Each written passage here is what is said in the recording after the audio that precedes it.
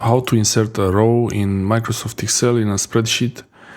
And we have here a few rows. It's not really important what's there, but if I want to insert a row here between row 2 and 3,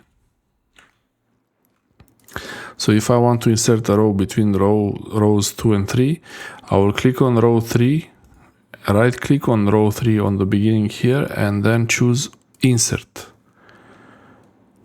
And if I want to insert another row, I will press F4 a few times. For each row, F4, it just repeats the last action. So I can add the row between 5 and 6, insert, between 7 and 8, insert like this. Control Z, I undo. If I want to insert a column, not only a row, I have these columns. I select the column to the right where I want the new row to be. Right click, insert, the same way. So all the columns move to the right like this. And then I can type here new information, new data here. The same way on column D.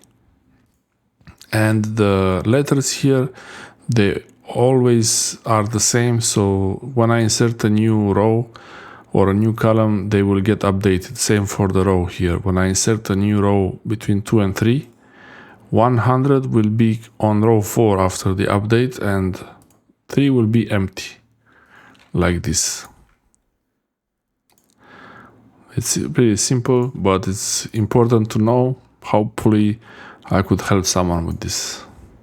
Thanks for watching this. I hope this video helped you. Let me know in the comment section below if you have a video request. I might do it for you. Don't forget to subscribe, like and share, and I will see you next time. And really subscribe. It really helps us road to 100,000 subscribers. Use the button below, subscribe, and the like. Give the like. In this video I show you today I show